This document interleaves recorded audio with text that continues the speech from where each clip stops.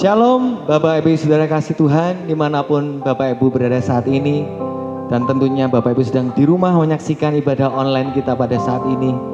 Dan saya percaya dan berdoa keadaan Bapak Ibu semua dalam keadaan baik-baik. Amin. Percaya bahwa Tuhan memperhatikan keadaan kita. Karena Tuhan berikan suatu pribadi yang mengerti hati kita, yang mengerti keadaan kita, mengerti beban pikiran kita, kesulitan-kesulitan kita, yaitu pribadi Roh Kudus yang disediakan Tuhan. Dan saya mengajak untuk saat kesempatan ini, mari kita masuk dalam hadirat Tuhan. Kita datang kepada Roh Kudus, minta Roh Kudus memenuhi hidup kita. Dan kiranya Roh Kudus yang manis dan lembut itu akan menolong hidup kita, menguatkan kita, memberikan kita sukacita dan damai sejahtera. Haleluya. Kami siap untuk menyembah-Mu Tuhan. Kami siap untuk memuji-Mu Tuhan bersama jemaat di rumah kami masing-masing Tuhan. Engkau melihat hati kami ya Tuhan. Engkau melihat hati kami ya Tuhan. Ini yang menjadi kerinduan kami Tuhan. Kiranya nama-Mu dipermuliakan Tuhan. Haleluya.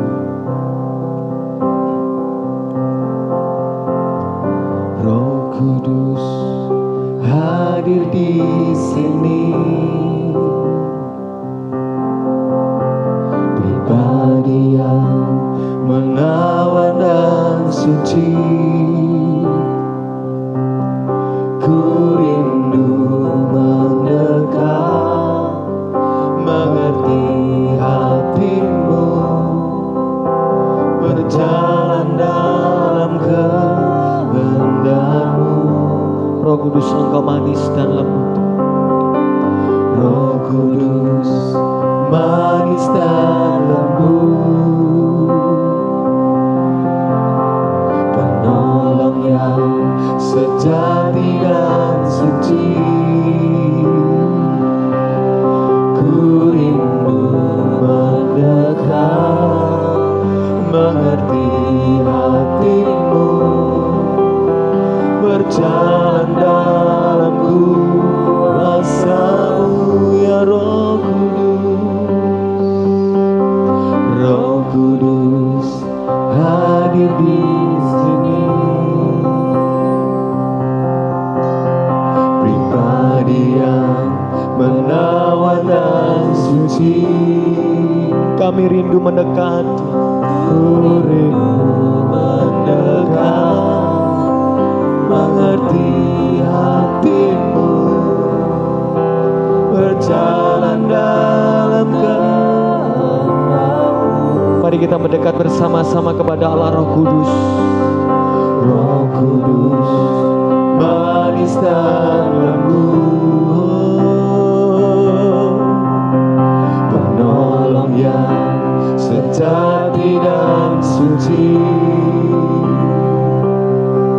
Ku rindu mendekat, mengerti hati-Mu, berjalan dalam kuasa-Mu.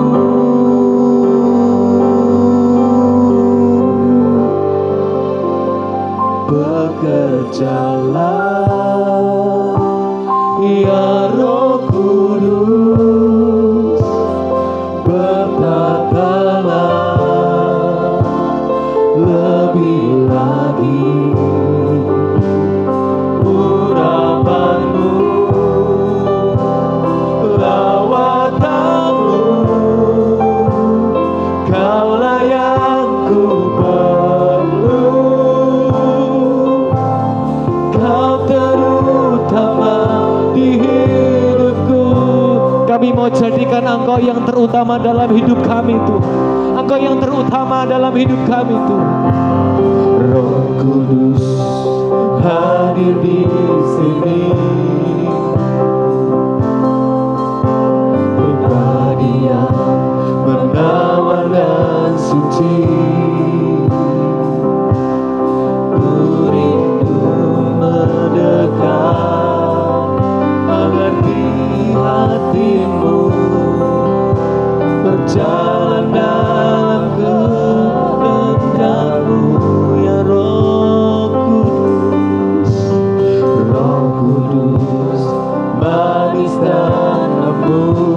Engkaulah penolong hidup kami ya Tuhan.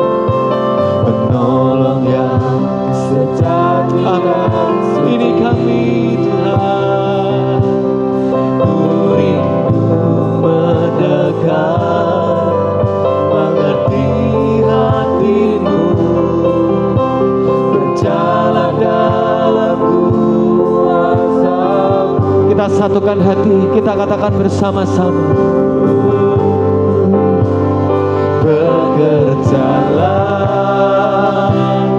ya Roh Kudus, bertatalah lebih lagi urapan-Mu. Lawat kami, lawatan-Mu, Kaulah yang ku perlu. Kau dan utama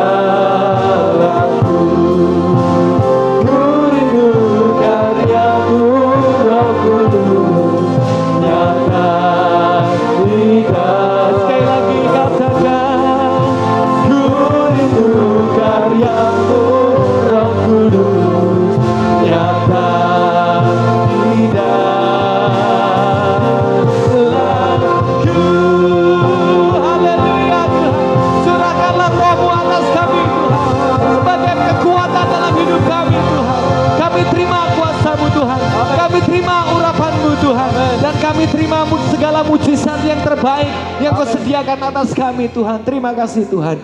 Terima kasih Tuhan, biarlah urapan-Mu makin nyata, urapan-Mu makin kuat dalam hidup kami pribadi lepas pribadi, keluarga demi keluarga di keluarga besar GPI Semarang Indah Tuhan. Kau yang akan memenuhkan mereka dengan urapan-Mu yang dahsyat dan kehadiran pribadi-Mu yang lembut dalam kehidupan kami semua Tuhan. Dan biarlah kami melihat bahwa setiap kami Tuhan, hidup yang mengandalkan Tuhan tidak akan pernah Engkau tinggalkan. Tidak akan pernah Engkau lupakan kehidupan kami. Engkau akan selalu mengingat keberadaan kami Tuhan. Dan Engkau yang akan turun tangan menolong dan membebaskan kami dari segala persoalan yang kami hadapi saat ini. Dan saat ini kami mau bersuka cita Tuhan. Kami mau memuliakan nama-Mu dengan pujian yang sebentar kami naikkan. Engkau yang memberkati kami semua dengan pujian ini supaya menjadi dupa yang harum di hadapan-Mu Tuhan. Terima kasih Tuhan, kami siap untuk memuliakan nama-Mu dan kami siap bersuka cita. Semua yang di rumah, mari kita bersama-sama katakan amin. Haleluya, sekali lagi bersorak-sorai untuk Tuhan. Mari kita bersuka cita, karena ingat Tuhan sediakan mujizatnya untuk kita.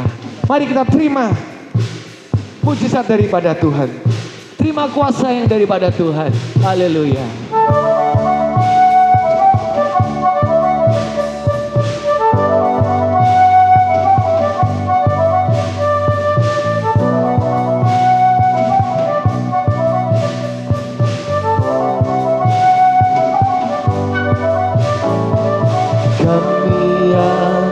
Telah ditebus dengan darah yang kudus, mengangkat pujian bagi-Mu.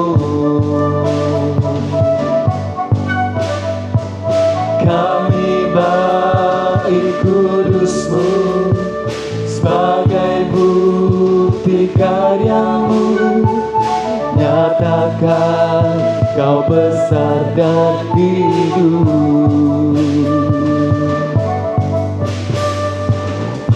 Berlari sampai tujuan, mendapatkan mahkota kekal. Kami terima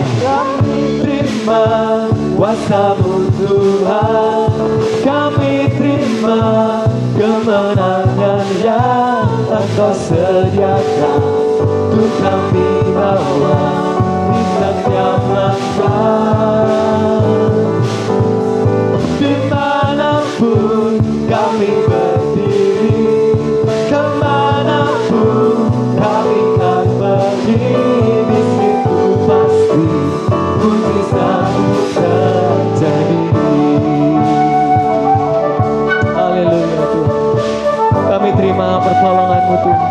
Kami terima kuasa-Mu Tuhan. Kami yang telah ditebus dengan darah yang kudus, mengangkat pujian bagi-Mu.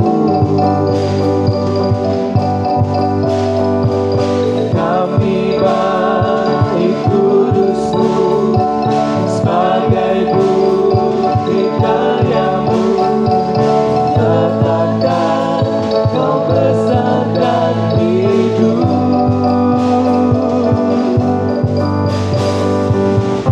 Berlari sampai tujuan, menyatakan mahkota kekal. Kami terima kuasa-Mu Tuhan. Amin. Kami terima kemenangan yang Engkau sediakan untuk kami bawa di setiap langkah.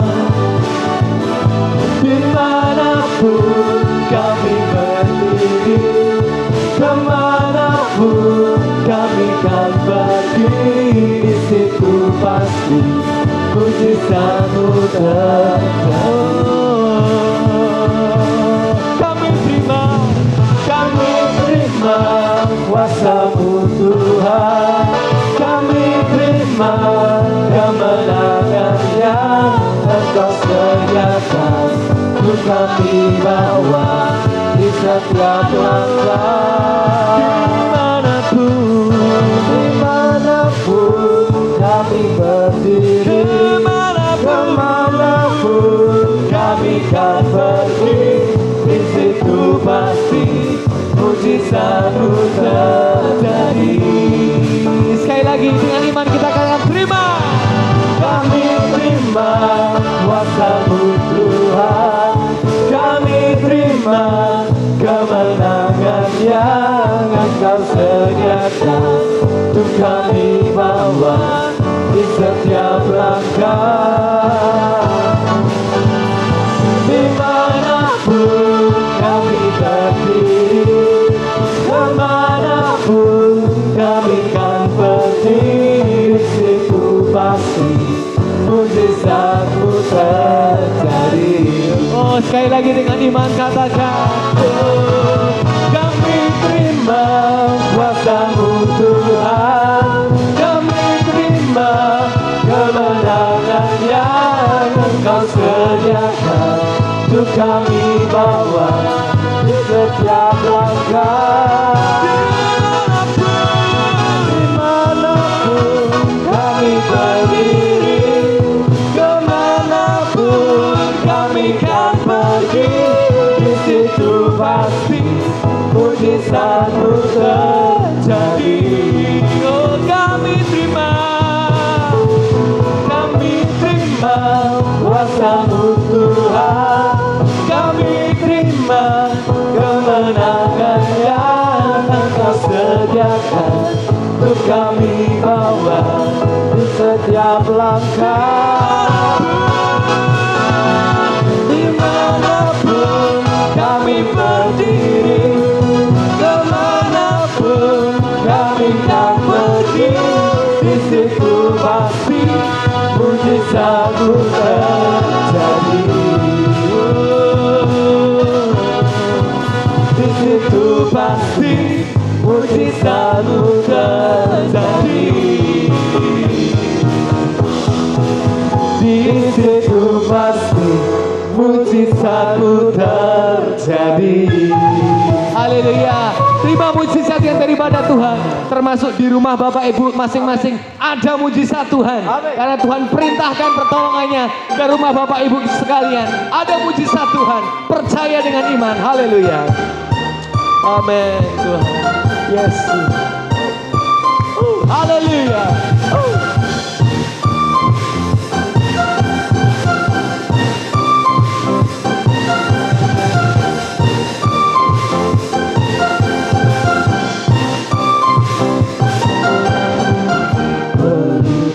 Cakrawala merangkai jagat raya, pencipta alam semesta, pemilik kehidupan yang sanggup menyelamatkan, Dialah jalan kebenaran. Kami rindukan kuasa lawatan-Mu, kebangkitan pasti terjadi. Datanglah dan bertata, kuat dan berkuasa, saat hati bersatu menaikkan pujian, belenggu di harga, mujizat dinyatakan. Katakan great is our God, great is our God. Amen. Haleluya.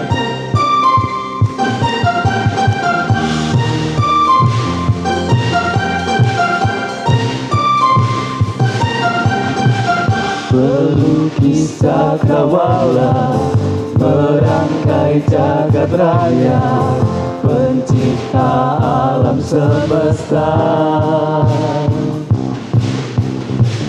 pemilik kehidupan yang sanggup menyelamatkan, Dialah jalan kebenaran. Kami rindukan kuasa lawatan-Mu, kebangkitan pasti terjadi. Datanglah dan berkata, kuat dan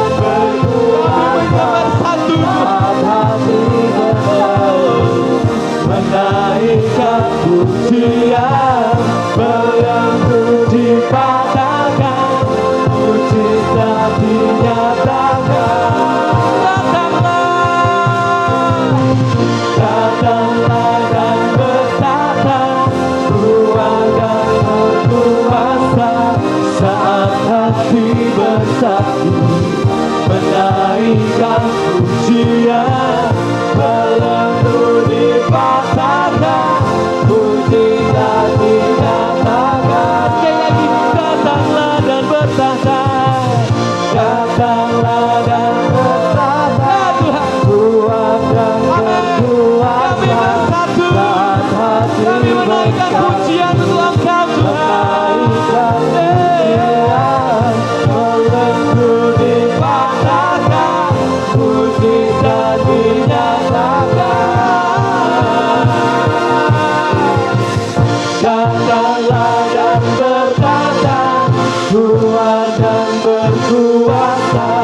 Saat hati Kami memuji nama-Mu Tuhan. menaikkan pujian, belenggu dipatahkan, mujizat dinyatakan. Dengan iman katakan, pujilah nama-Mu Tuhan, mulia nama-Mu Tuhan. Engkau yang bertahta dalam hidup kami Tuhan. Engkau yang bertahta dalam hidup kami Tuhan. Dan Engkau yang menentukan keberadaan hidup kami Tuhan. Hidup kami tidak ditentukan oleh dunia Tuhan, tetapi hidup kami ditentukan oleh firman-Mu Tuhan. Ajar kami hidup untuk sesuai dengan jalanan kebenaran firman-Mu Tuhan. Haleluya Tuhan. Terima kasih Tuhan. Datang Roh Kudus, aku rindu dengan minyak yang baru urapiku, mengalir penuhiku, mengalir pulihkanku. Kuasa-Mu bebaskan hidupku. Datanglah Roh Kudus, penuhi kami. Datang Roh Kudus, Kau ku rindu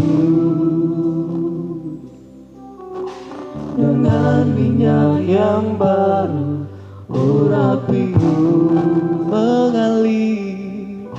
mengalir penuhi, memulihkan hidupku. Kuasa-Mu bebaskan hidupku. Kami rindu Tuhan. Satu yang ku rindu, bersekutu denganmu, bawaku lebih lagi tinggal di dalam-Mu, nikmati hadirat-Mu, jamalah seluruh hidupku.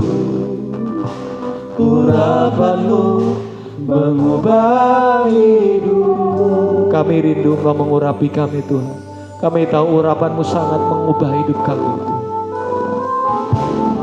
Datang Roh Kudus, Kau ku rindu. Mari Bapak Ibu di rumah, nyanyikan lagu ini dengan segenap hatimu.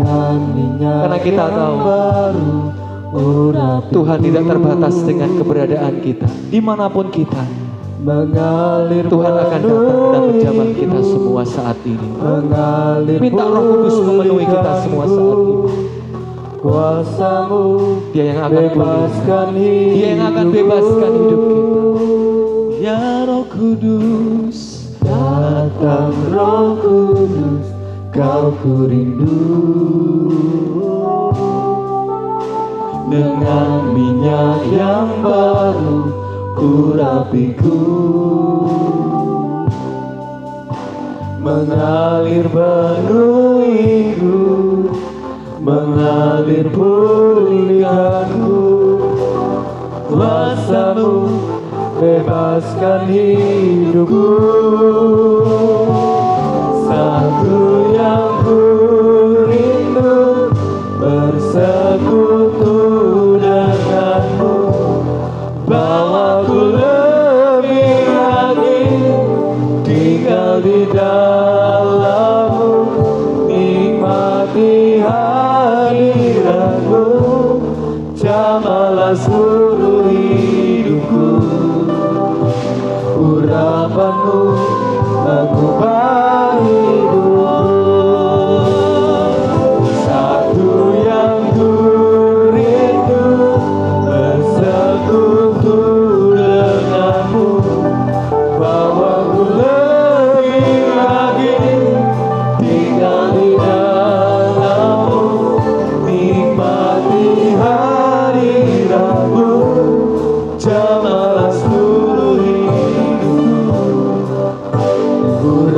urapanmu mengubah hidupku.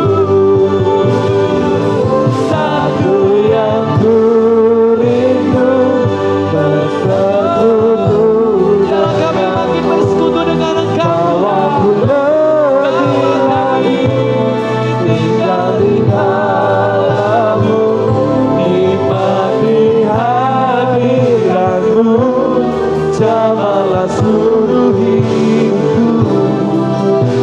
Urapan-Mu mengubah hidupku, nikmati urapan-Mu mengubah hidupku. Urapan-Mu mengubah hidupku. Kami percaya Tuhan, kami telah Engkau urapi dengan minyak anggur dan urapan-Mu ya Roh Kudus-Mu yang baru Tuhan.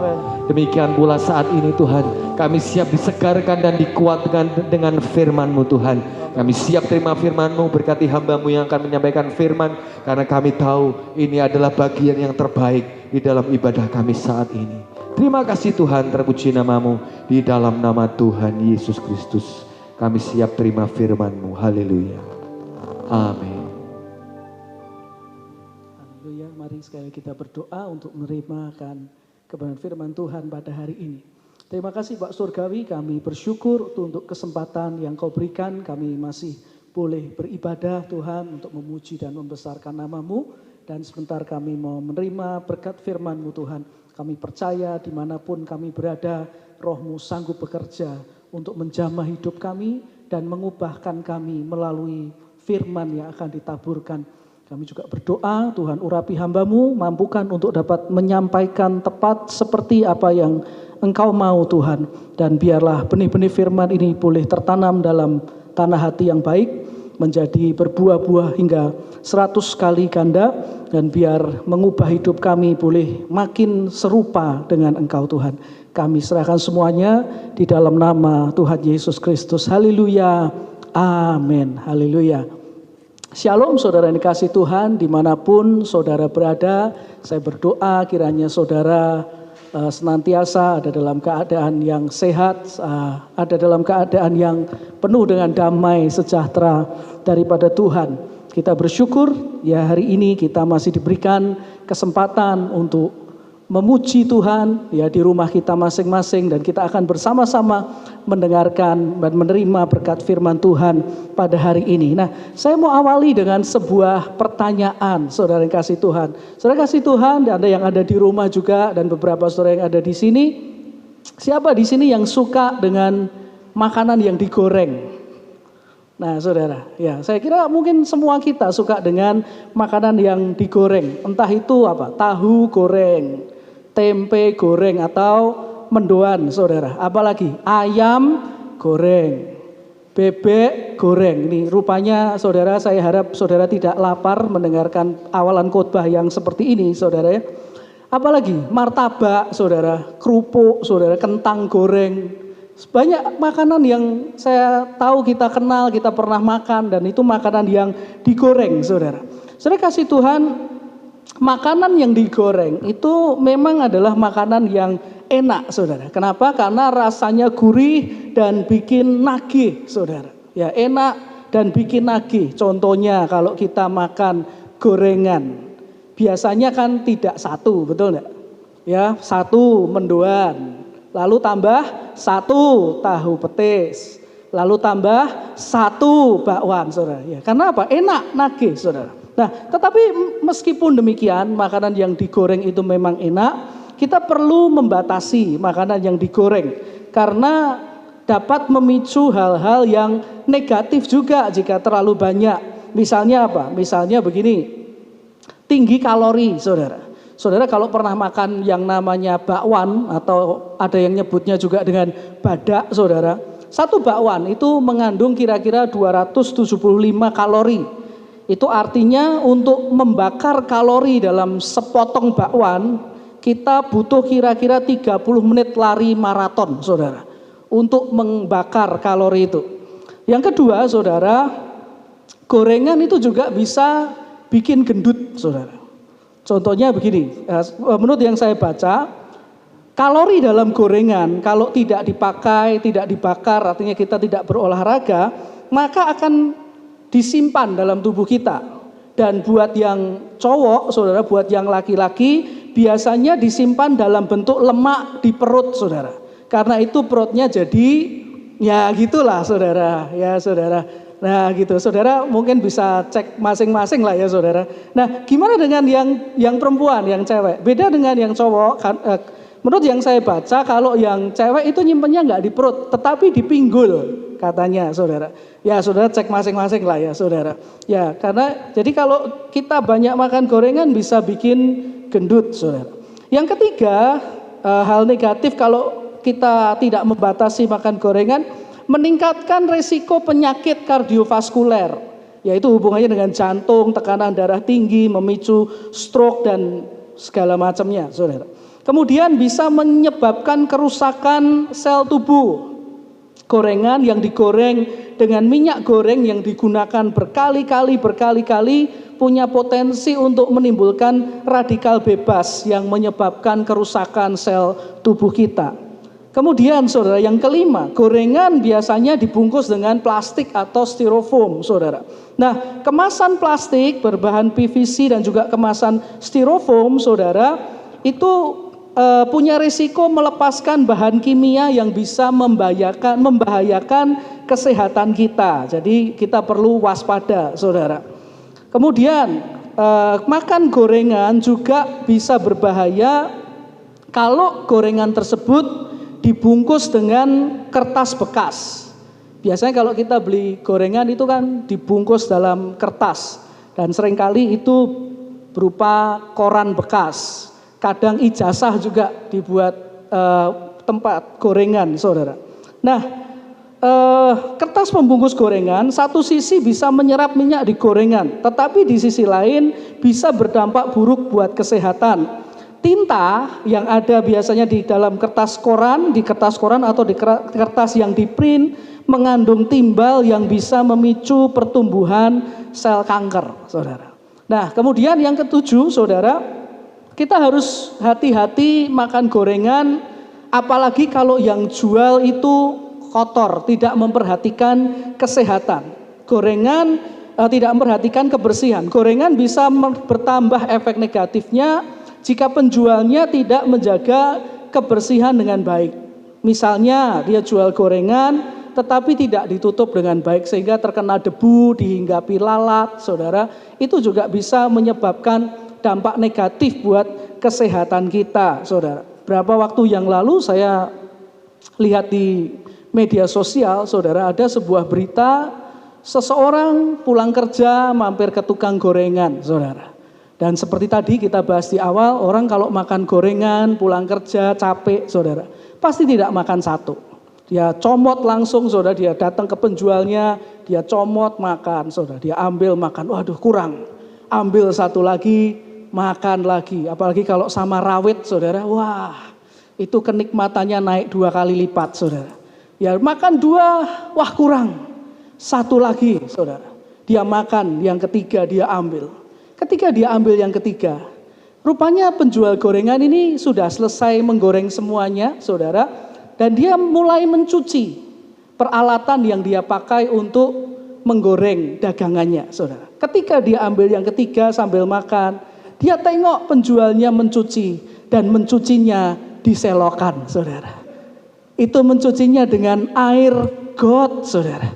Jadi saudara bisa bayangkan ini yang ketiga sudah masuk mulut, lihat, loh, dicucinya di selokan, saudara.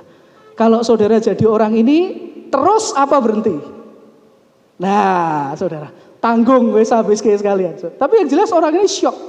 Sudah makan 2 nih, yang ketiga lihat, loh ternyata kemproh, saudara. Ternyata kotor ya, nyucinya di selokan. Jadi kita harus hati-hati kalau makan gorengan. Sesekali makan gorengan tidak apa-apa. Tetapi akan jadi masalah kalau kita makan gorengan secara berlebihan dan tidak memperhatikan kesehatannya. Nah, pertanyaannya gini, saudara, mengapa kita bahas gorengan, saudara?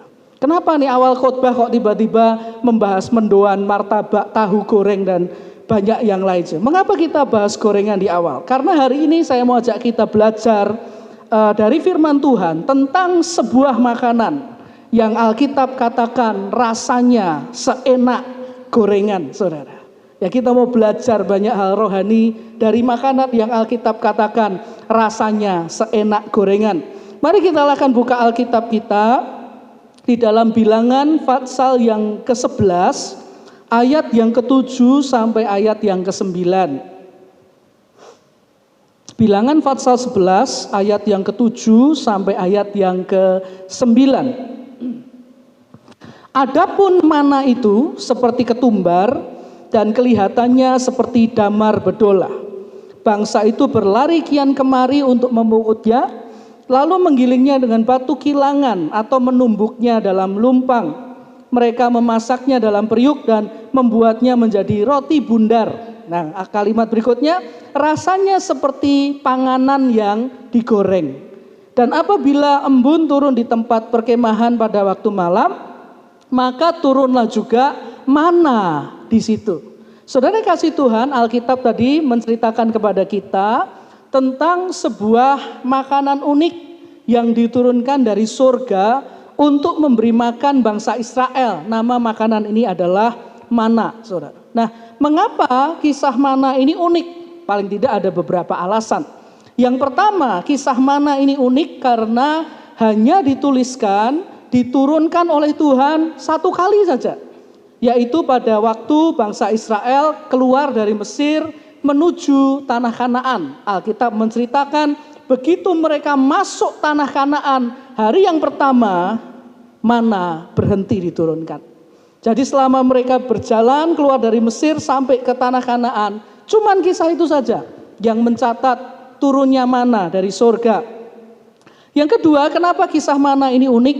Karena makanan ini tadi disebut sebagai makanan malaikat, saudara. Alkitab mengatakan sebagai makanan malaikat yang rasanya enak seperti panganan yang digoreng atau seenak gorengan, saudara. Yang ketiga, mengapa kisah mana ini unik? Karena sampai sekarang banyak orang meneliti, banyak orang mencari sampai sekarang apa sih sebetulnya mana itu. Saya coba cari di internet, saudara, apa sebetulnya mana.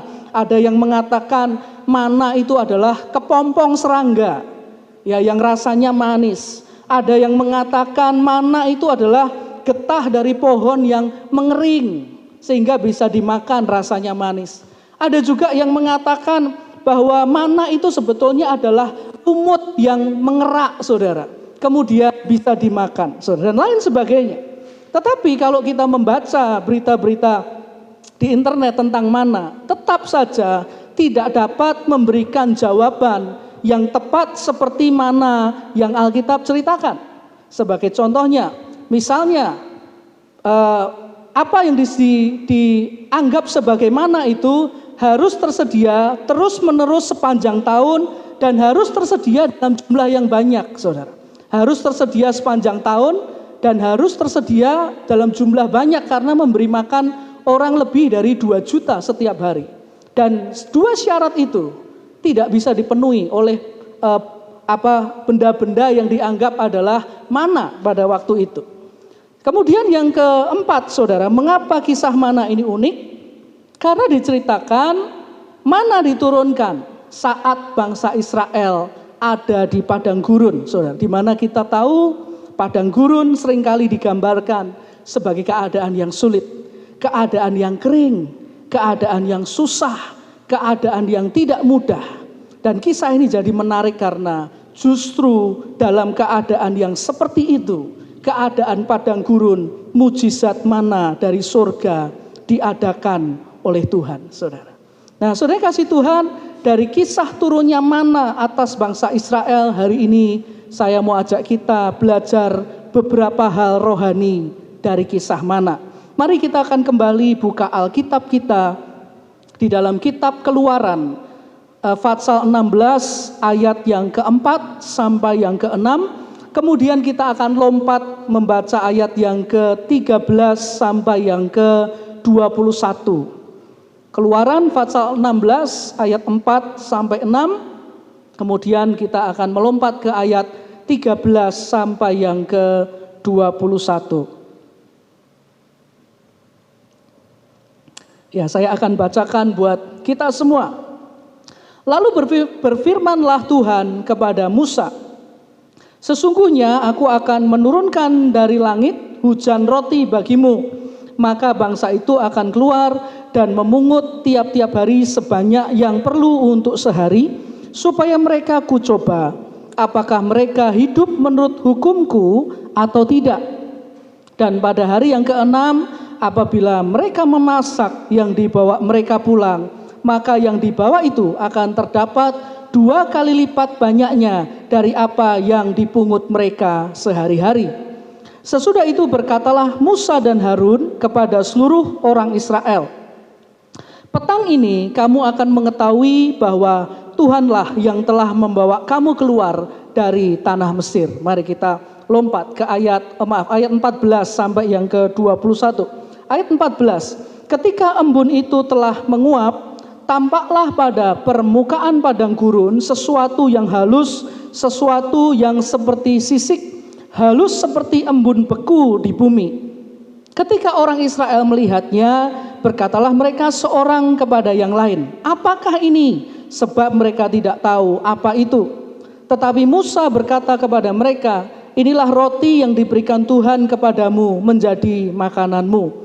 Ayat 16, beginilah firman Tuhan, pungutlah itu tiap-tiap orang menurut keperluannya, masing-masing kamu boleh mengambil untuk seisi rumahnya segomer seorang menurut jumlah jiwa. Demikianlah diperbuat orang Israel. Mereka mengumpulkan, ada yang banyak, ada yang sedikit. Ketika mereka menakarnya dengan gomer, maka orang yang mengumpulkan banyak tidak kelebihan, dan orang yang mengumpulkan sedikit tidak kekurangan. Tiap-tiap orang mengumpulkan menurut keperluannya. Musa berkata kepada mereka, seorang pun tidak boleh meninggalkan daripadanya sampai pagi. Tetapi ada yang tidak mendengarkan Musa dan meninggalkan daripadanya sampai pagi, lalu berulat dan berbau busuk. Maka Musa menjadi marah kepada mereka. Setiap pagi mereka memungutnya, tiap-tiap orang menurut keperluannya. Tetapi ketika matahari panas, cairlah itu. Nah, saudara kasih Tuhan, kita bisa belajar beberapa hal rohani dari kisah mana ini. Yang pertama dari kisah mana, kita bisa belajar bahwa mana itu mengajarkan kepada kita tentang yang namanya iman atau percaya kepada Tuhan. Mari kita baca sekali lagi Keluaran 16 ayat yang ke-15. Ketika orang Israel melihat, berkatalah mereka seorang kepada yang lain, apakah ini? Sebab mereka tidak tahu apa itu. Tetapi Musa berkata kepada mereka, inilah roti yang diberikan Tuhan kepadamu menjadi makananmu, saudara. Nah, saudara kasih Tuhan, tahukah saudara apa sebetulnya arti dari kata mana itu? Ya, kita sebut hari ini kita kenal dengan nama mana dari surga, mana dari surga. Tapi apa sebetulnya arti kata mana, saudara? Arti dari kata mana itu dipercaya bukan berasal dari bahasa Ibrani, saudara, tetapi berasal dari bahasa Mesir. Ya, karena mereka keluar dari Mesir waktu itu, saudara. Dan ini adalah bahasa Mesir, berasal dari kata Mesir yaitu mon, saudara, M-O-N, mon. Di mana kata mon itu artinya adalah apakah ini, saudara. Jadi waktu saudara baca, ketika orang Israel melihat, mereka berkata, apakah ini? Nah, itu artinya mana, saudara? Mon, saudara. Jadi dengan kata lain, mana itu belum pernah ada sebelumnya. Mereka belum pernah lihat, mereka belum pernah makan, dan kejadian ini belum pernah terjadi, saudara. Ya, lalu Tuhan mengirimkan kepada mereka untuk diambil dan dimakan. Jadi saya percaya artinya pada waktu itu, mereka juga pasti bertanya-tanya. Mereka juga pasti mungkin merasakan ragu. Makanan apa ini? Namanya apa? Beracun enggak ini? Gimana cara mengolahnya? Cara makannya gimana? Enak enggak rasanya, saudara? Jadi saya percaya ketika mereka lihat pertama kali mana, ada keraguan dari bangsa Israel untuk memakannya. Karena belum pernah sebelumnya makan mana, saudara. Tetapi di sini sebetulnya kita bisa belajar bahwa melalui mana Tuhan mengajari umatnya untuk percaya kepadanya meskipun belum mengerti sebelumnya, belum pernah lihat sebelumnya. Bangsa Israel diajari untuk percaya kepada apa yang Tuhan berikan. Saudara yang dikasihi Tuhan, pernahkah dalam hidup kita merasa ragu dengan Tuhan? Ragu apakah Tuhan dapat menolong kita? Ragu apakah Tuhan mau menolong kita? Atau ragu bagaimana ya caranya Tuhan akan menolong kita? Nah, dari kisah tentang mana bangsa Israel diajari Tuhan untuk percaya meskipun mereka tidak tahu apa mana itu. Demikian juga dengan kita anak-anaknya, saudara. Meskipun mungkin saat ini dalam hati kita sedang penuh dengan berbagai pertanyaan kepada Tuhan. Bahkan mungkin rasanya hari ini kita seperti bangsa Israel. Sedang ada di padang gurun yang kering, padang gurun yang gersang, karena berbagai masalah dan tantangan yang mungkin saat ini sedang kita hadapi. Tapi mari kita belajar dari firman Tuhan. Dari kisah mana? Jangan pernah berhenti untuk percaya dan beriman kepadanya, saudara. Jangan pernah ragu untuk percaya kepada apa yang Tuhan kerjakan dalam hidup kita. Saudara kasih Tuhan, banyak orang baru mau percaya jika sudah tahu akhirnya. Banyak orang baru mau percaya jika sudah lihat jawabannya. Banyak orang mau percaya kepada Tuhan kalau sudah mengerti endingnya seperti apa, saudara. Saudara kasih Tuhan, kalau kita punya sikap seperti itu, kita akan jadi orang yang sulit untuk beriman dan percaya kepada Tuhan. Alkitab kita berkata di dalam Ibrani 11 ayat yang pertama, iman adalah dasar dari segala sesuatu yang kita harapkan dan bukti dari segala sesuatu yang tidak kita lihat, saudara. Jadi meskipun kita belum mengerti endingnya, belum mengerti jawabannya, belum mengerti apa yang akhirnya Tuhan rencanakan bagi kita, mari kita belajar untuk tetap percaya kepada Tuhan. Nah, saudara, ini hal rohani pertama yang kita bisa belajar dari kisah mana. Mana mengajarkan untuk beriman, percaya dan tidak ragu kepada Tuhan, saudara. Itu yang pertama. Yang kedua, hal rohani apa yang kita bisa belajar dari kisah mana? Yang kedua adalah mana mengajarkan tentang ketaatan kepada Tuhan. Mari saya ajak kita membaca Alkitab kita kembali di dalam Keluaran 16 ayat yang ke-17 dan yang ke-18. Demikianlah diperbuat orang Israel. Mereka mengumpulkan, ada yang banyak, ada yang sedikit. Ketika mereka menakarnya dengan Gomer, maka orang yang mengumpulkan banyak tidak kelebihan, dan orang yang mengumpulkan sedikit tidak kekurangan. Tiap-tiap orang mengumpulkan menurut keperluannya. Saudara yang kasih Tuhan, mana boleh diambil setiap hari, tetapi tidak sesukanya, saudara. Ada aturan untuk mengambil mana, yaitu segomer seorang menurut jumlah jiwa, saudara. Dan kalau kita baca kisah orang Israel memungut mana, menarik sekali Alkitab menceritakan ada orang yang mengumpulkan banyak. Ya mungkin masih muda, saudara, mengumpulkannya bisa cepat. Jadi ketika mengumpulkan dapat banyak, saudara. Ada orang yang mengumpulkan banyak, mungkin dia sedang lapar pagi itu. Jadi dia ngumpulin banyak, saudara, supaya bisa kenyang, saudara. Atau mungkin orang mengumpulkan banyak karena dia sehat. Dia bisa mengumpulkan dalam jumlah yang banyak. Tapi Alkitab juga menceritakan ada yang mengumpulkannya sedikit. Ya, saya nggak tahu kenapa mengumpulkan sedikit. Mungkin sudah tua, saudara. Ya nggak bisa jalan cepat, jadi dia ambil satu, ngumpulkan sedikit. Atau mungkin dia sedang sakit, saudara. Nggak bisa bergerak dengan cepat, dia ambil semampunya. Tetapi yang menarik, ketika akhirnya diukur, ditimbang, semuanya pas, segomer seorang. Pas, segomer seorang. Artinya apa? Artinya ketaatan kepada perintah Tuhan ya akan selalu berbuah hal yang baik bagi kita, saudara. Kisah mana menunjukkan bahwa orang yang taat kepada perintah Tuhan mendapatkan hasil yang sama dari Tuhan. Yaitu apa? Diberkati sesuai dengan keperluannya, saudara.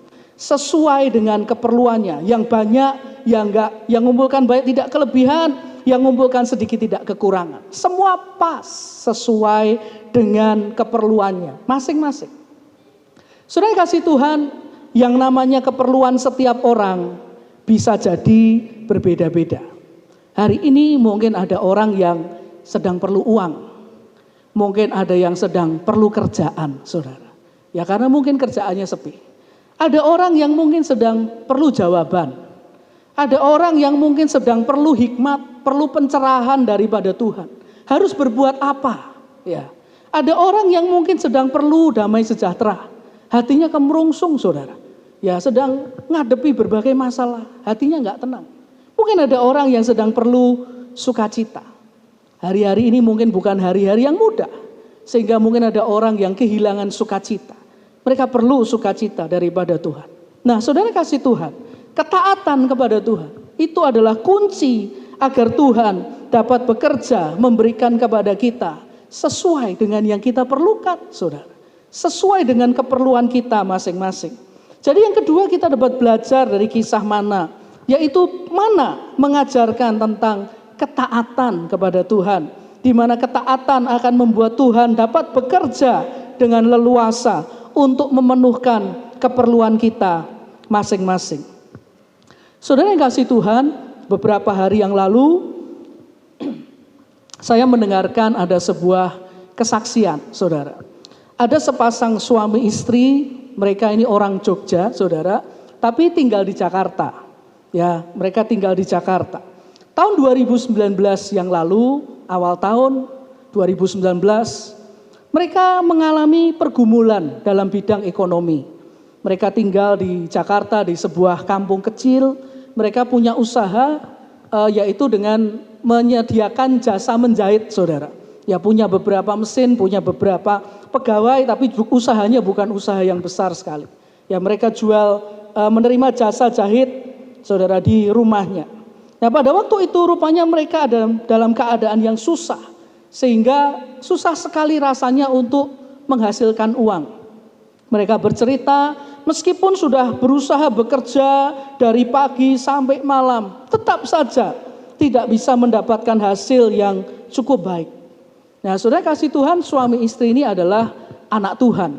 Dan kemudian si istri ini berdoa, meminta petunjuk daripada Tuhan. Tuhan, ekonomiku kok lagi sulit, Tuhan.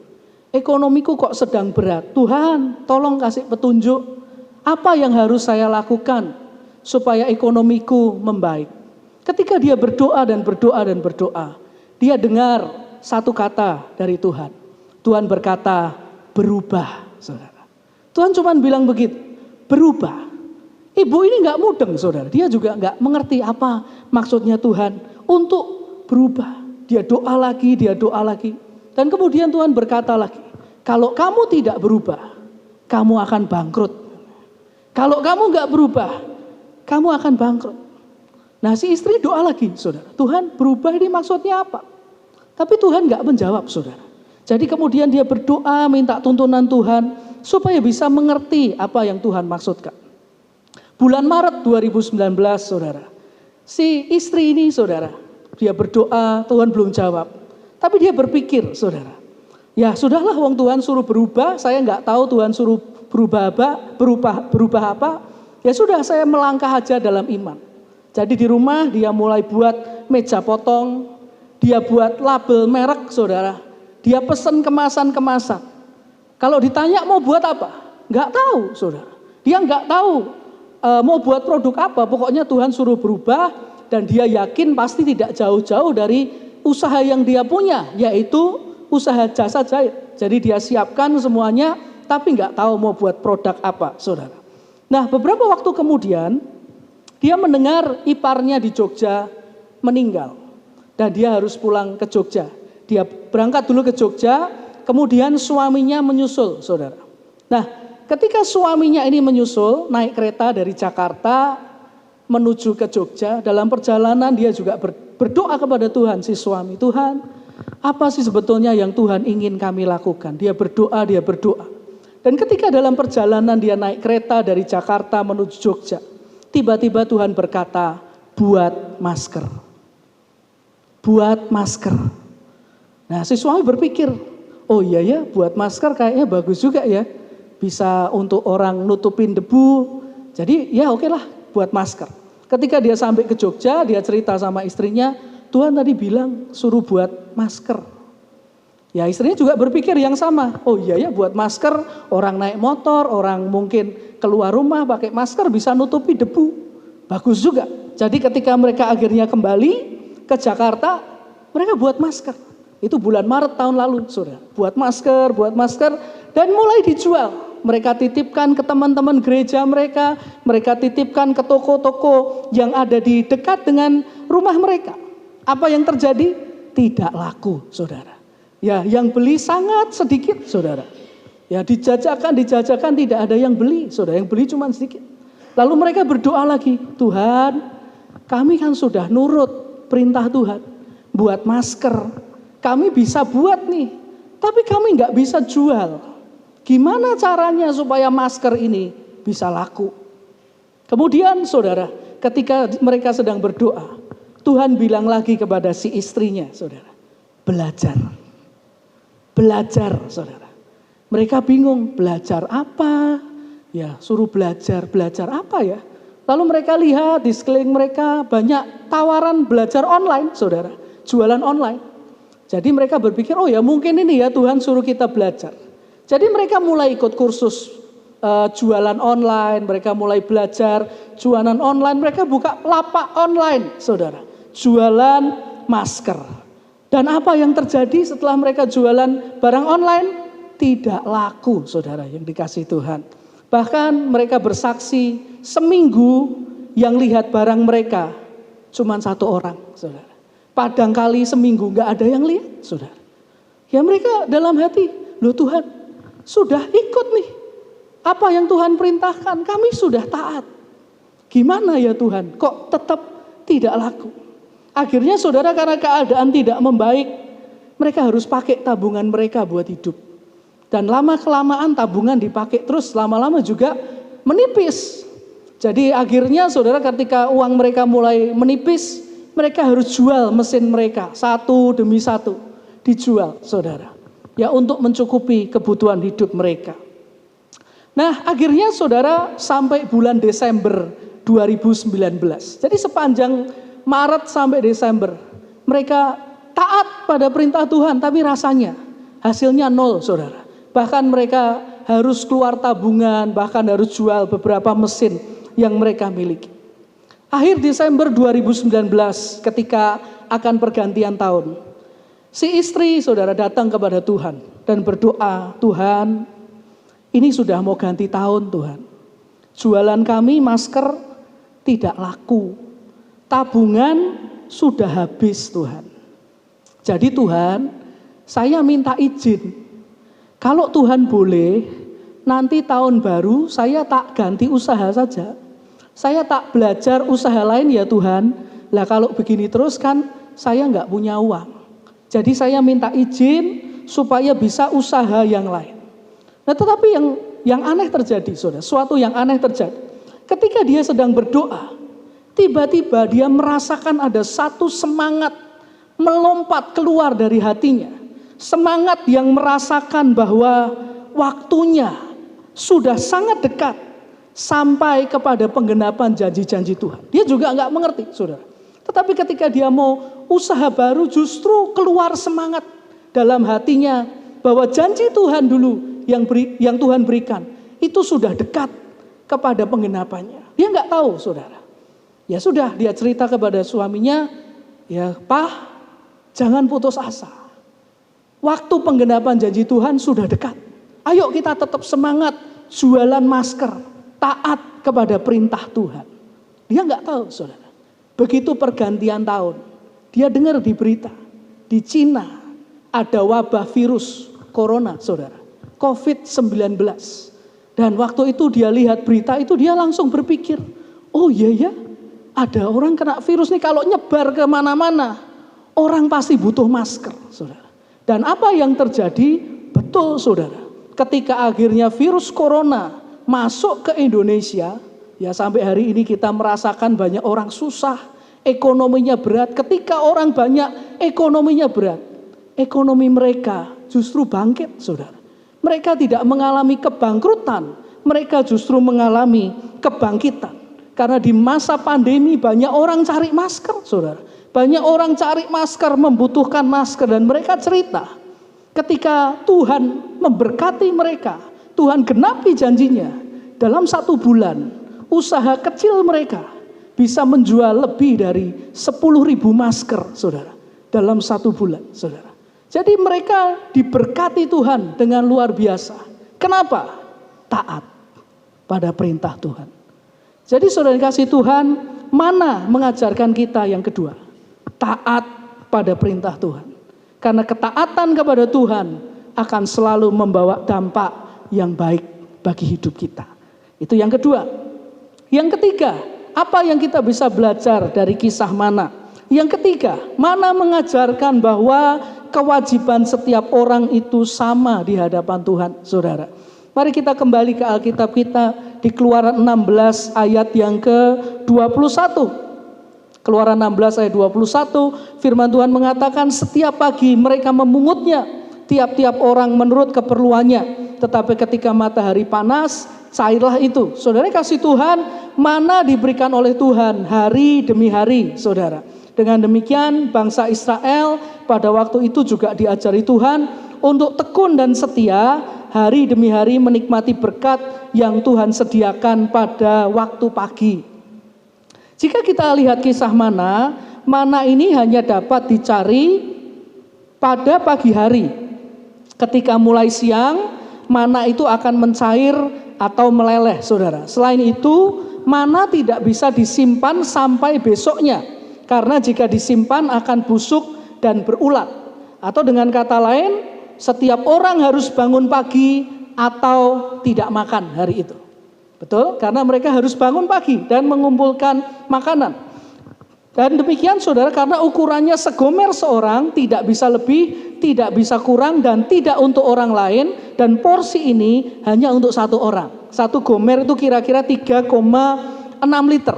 Jadi mau tidak mau harus bangun dan ambil Mana setiap pagi untuk diri mereka sendiri, saudara. Ini mengajarkan hal yang ketiga, yaitu setiap orang, kewajiban setiap orang sama di hadapan Tuhan. Artinya setiap hari mereka harus mengawali hari dengan melakukan apa yang Tuhan kehendaki mereka lakukan. Saudara yang kasih Tuhan, kita hidup itu punya yang namanya rutinitas pagi. Ada orang yang ketika bangun pagi harus mungkin kopi dulu, saudara. Ada orang yang mungkin bangun pagi toilet dulu, saudara. Ada orang yang bangun pagi koran dulu, atau ya berbagai macam lah rutinitas kita ketika pagi hari tiba, rutinitas pagi hari.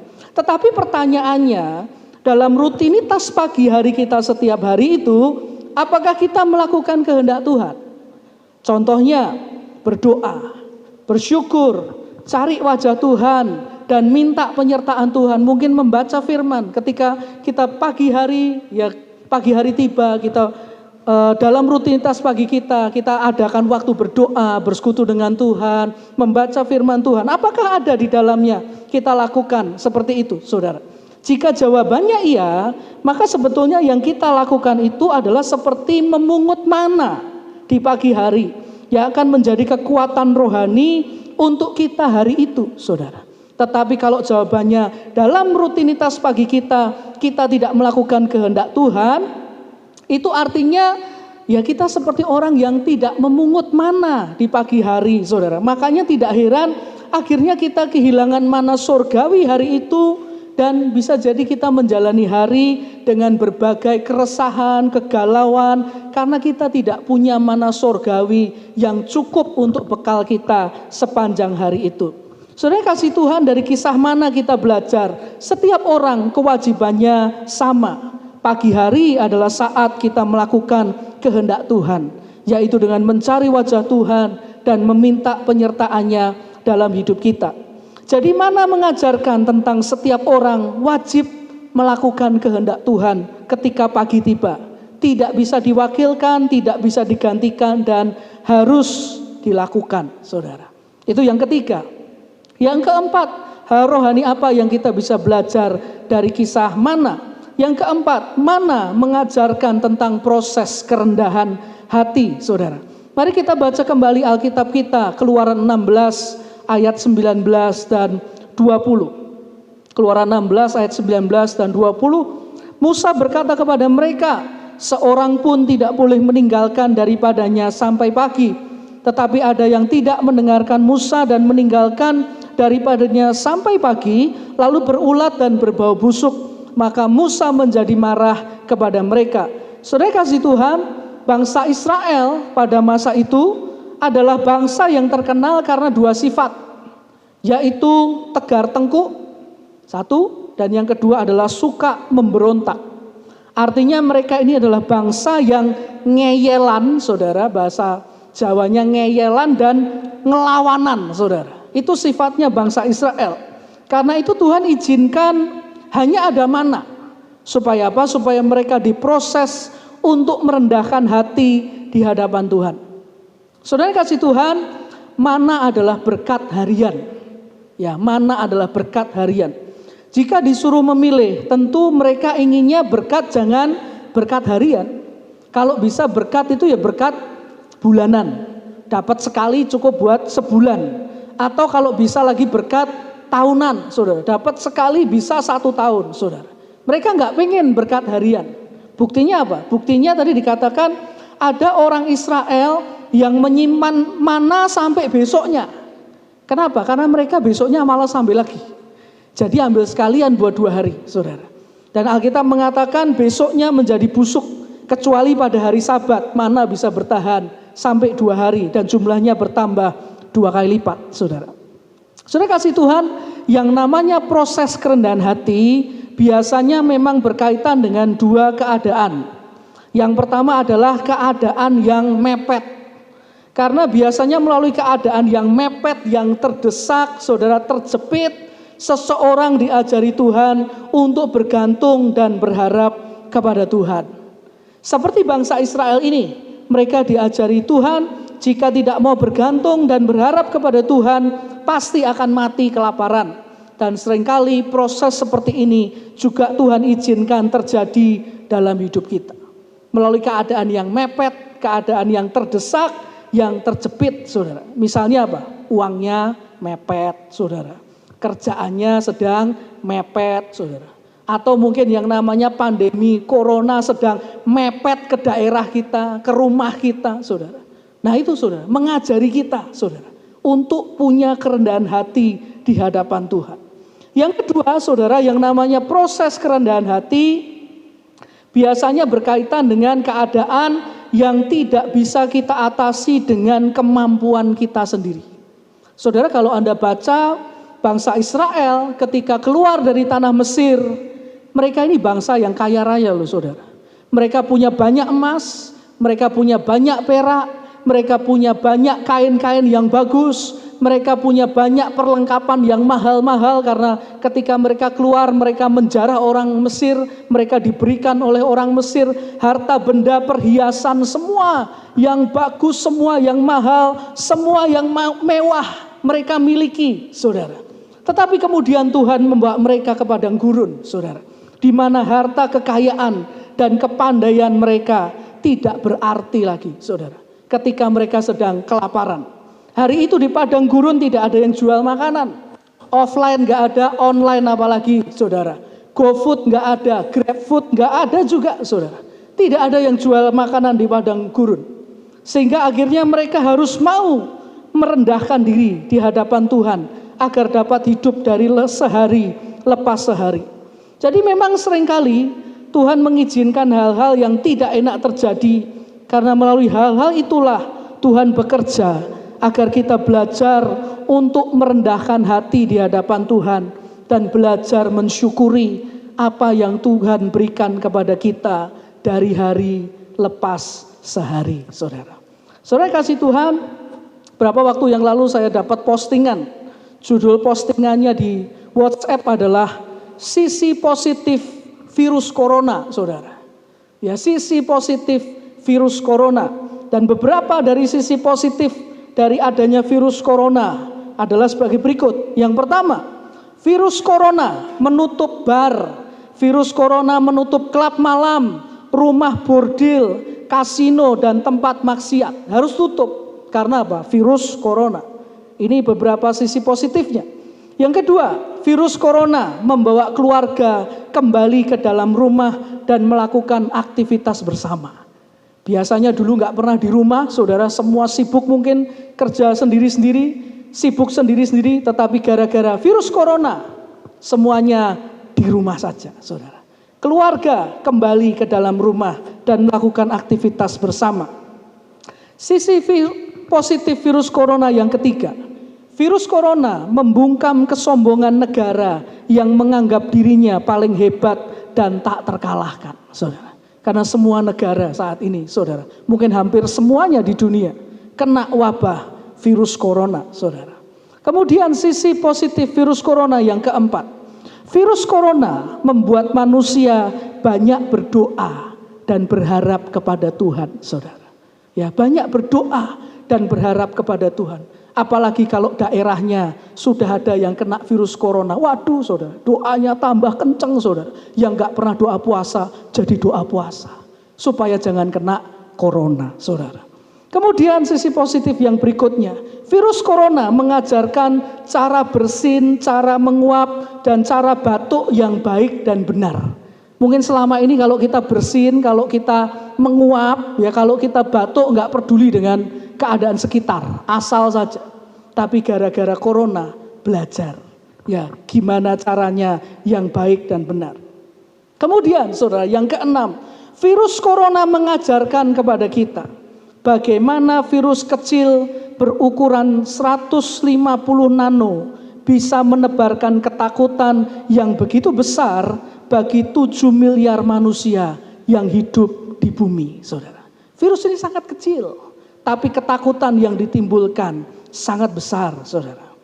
Posisi positif berikutnya yang ketujuh, virus corona memberikan kesadaran bahwa yang namanya kematian itu nyata dan dekat dengan kita. Saya baca kemarin sampai hari kemarin, saudara, yang meninggal gara-gara virus corona di seluruh dunia sudah mencapai lebih dari 245.000 orang, saudara. Yang kedelapan, virus corona menyadarkan kita bahwa semua yang kita miliki adalah milik Tuhan dan bukan milik kita yang dapat diambil kapan saja. Karena itu mari kita hidup dengan kerendahan hati di hadapan Tuhan. Jadi yang keempat, mana mengajarkan tentang proses kerendahan hati di hadapan Tuhan. Dan satu lagi yang kelima, mana mengajarkan tentang kesanggupan Allah untuk menggenapi janjinya. Kita baca di Keluaran 16 ayat 4 dan ayat yang kelima. Lalu berfirmanlah Tuhan kepada Musa, sesungguhnya aku akan menurunkan dari langit hujan roti bagimu. Maka bangsa itu akan keluar dan memungut tiap-tiap hari sebanyak yang perlu untuk sehari. Supaya mereka kucoba apakah mereka hidup menurut hukumku atau tidak. Dan pada hari yang keenam apabila mereka memasak yang dibawa mereka pulang, maka yang dibawa itu akan terdapat 2 kali lipat banyaknya dari apa yang dipungut mereka sehari-hari. Jadi yang kelima, saudara, kisah mana? Dari kisah mana kita melihat bahwa kisah mana menggambarkan tentang kesanggupan Allah untuk menggenapi janjinya. Allah berjanji untuk memelihara umatnya yang keluar dari Mesir menuju Kanaan. Dan itu dia lakukan. Saudara kasih Tuhan, memberi makan lebih dari 2 juta orang setiap hari selama 40 tahun itu bukanlah hal yang mudah. Ya, apalagi hari-hari ini banyak orang cari makan susah, saudara. Tapi Allah berjanji kasih makan umatnya lebih dari 2 juta orang sampai ke tanah Kanaan. Dan itu 40 tahun lamanya. Dan karena Allah yang berjanji, maka dia pun menggenapi firman-Nya itu dengan mengirimkan mana dari surga untuk memberi makan umatnya. Jadi melalui kisah mana Allah ingin kita tahu bahwa dia adalah Allah yang sanggup untuk menggenapkan apa yang sudah ia janjikan bagi kita umatnya. Karena itu saudara kasih Tuhan, mari di masa-masa kita di rumah saja, jangan lupakan baca firman, saudara. Karena di firman Tuhan, isinya adalah janji-janji Allah buat kita. Dan itu adalah janji yang bukan tidak bisa dia genapi, tapi janji yang pasti bisa Dia genapi, janji yang pasti bisa terjadi dalam hidup kita yang mau percaya dan taat kepada Dia, saudara.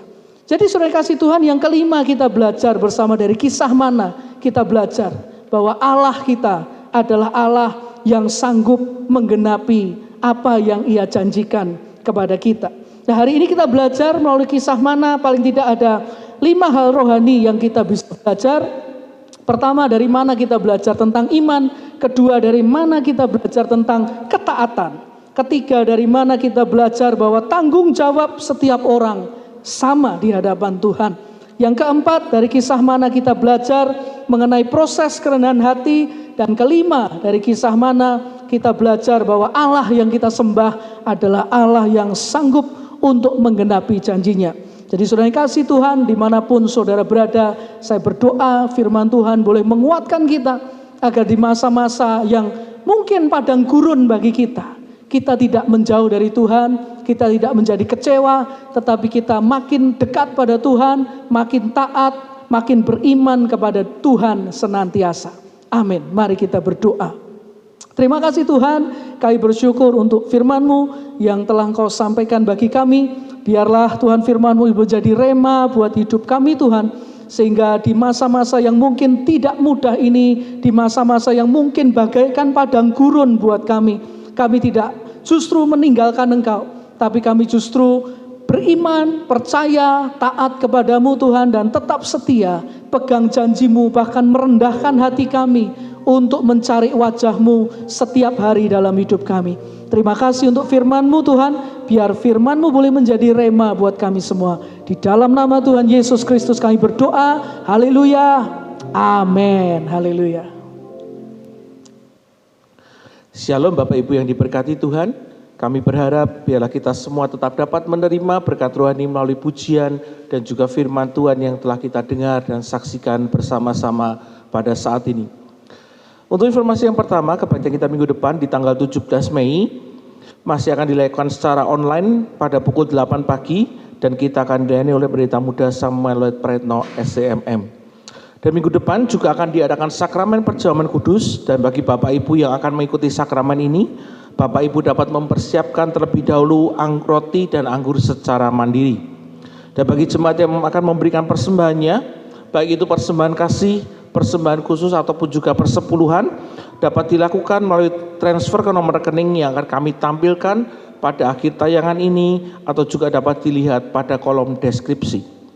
Meskipun saat ini fisik kita dibatasi, tetapi biarlah roh kita dapat mengalami kebebasan untuk kita bersekutu dan memuliakan namanya di rumah kita masing-masing bersama dengan keluarga yang kita kasihi. Mari kita akan mengakhiri ibadah kita pada hari ini dengan doa berkat. Mari kita angkat tangan kita bersama-sama. Bapa, kami bersyukur buat kasih setia-Mu yang begitu besar di dalam kehidupan kami Tuhan. Sekalipun Kau izinkan masa-masa sulit itu terjadi di dalam kehidupan kami, tetapi kami percaya Bapa, bahwa Engkau yang selalu melindungi, Engkau yang selalu memelihara, dan Engkau yang selalu menjaga kehidupan kami semua Bapa. Dan kami menyerahkan kehidupan kami ke dalam penyertaan tangan-Mu, karena kami tahu Tuhan hanya Engkau saja yang menjamin kehidupan kami, karena Engkau Allah yang berkuasa atas kehidupan anak-anak-Mu ya Bapa. Jemaat yang kasih Tuhan, pada akhir ibadah kita hari ini, mari kita mengatakan kita kepada Tuhan. Kita terima berkat dari Tuhan kita Yesus Kristus. Diberkatilah dengan kesehatan yang baik, diberkatilah keluarga dan rumah tanggamu, diberkatilah usaha dan pekerjaanmu, dan biarlah kita boleh tetap selalu percaya dan berharap kepada Tuhan saja, karena Tuhan yang akan memberkati dan melindungi engkau. Tuhan menyinari engkau dengan wajah-Nya dan memberikan kepadamu kasih karunia yang berlimpah-limpah. Dan Tuhan yang mengadakan wajah-Nya kepadamu dan akan memberikan kepadamu damai sejahtera mulai saat ini sampai Maranatha. Tuhan Yesus Kristus datang untuk kali yang kedua. Amin.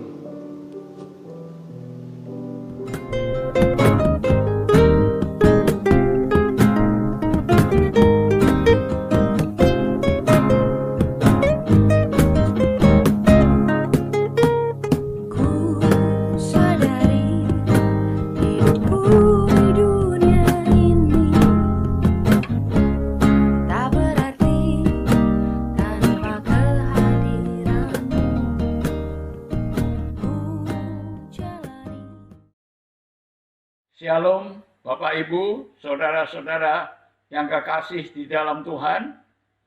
Sehubungan dengan merebaknya pandemi corona dan banyaknya saudara-saudara kita yang kehilangan pekerjaan atau penghasilan sehingga mengalami kesulitan untuk biaya hidup sehari-hari, maka dengan ini saya sebagai Gembala Sidang GBI Semarang Indah mengajak saudara-saudara untuk mengadakan aksi sosial paket sembako GBI Semarang Indah bagi anggota jemaat kita yang membutuhkannya. Saya mengajak Bapak Ibu, saudara-saudara sekalian untuk mendukung kegiatan ini dengan mengirimkan persembahan ke rekening yang akan kami tayangkan. Atas dukungannya, kami ucapkan banyak terima kasih dan Tuhan Yesus memberkati saudara-saudara sekalian. Amin.